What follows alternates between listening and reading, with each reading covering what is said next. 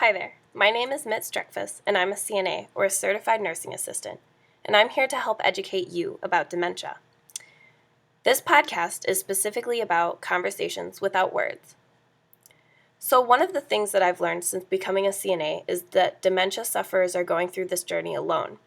There is such a high number of patients with dementia who are abandoned in a nursing home and are never visited by their family because the person can no longer talk or they seem like they are in a very unaware state. When the person can no longer communicate with their loved ones, a lot of families spend less time with them. Not only are these people struggling with dementia, but now they also have to do it alone, without the support system of a loving family behind them. In my opinion, this is one of the worst things that a family can do. Whenever I'm with these residents in particular, I try to use a soothing voice and sing sometimes or tell them stories. I find myself telling them stories about me, or I look for things around their room that may help me identify more with them. If I see a book I've read in their library, I'll talk about how much I like that book. Just because they cannot comment or respond does not mean that they do not want to hear it.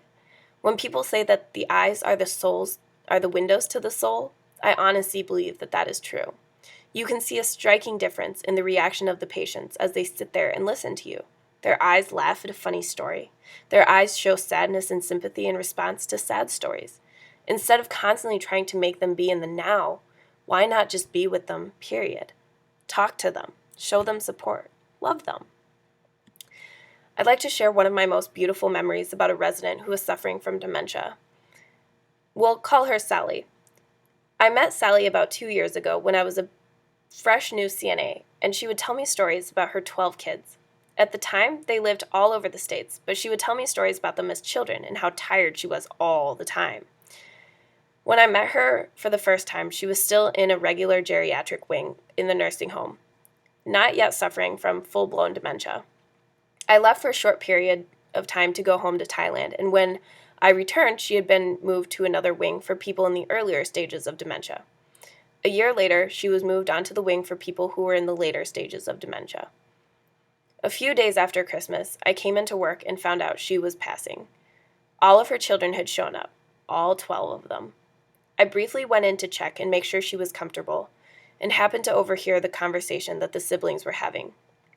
They were talking about their own families, their own children, where everyone was, how everyone was doing. I thought that this was the most beautiful experience because they were not talking about how hard it would be when she passed, but instead here in one room, her family was celebrating her by talking about everything that came from her and how none of their lives would be there without her.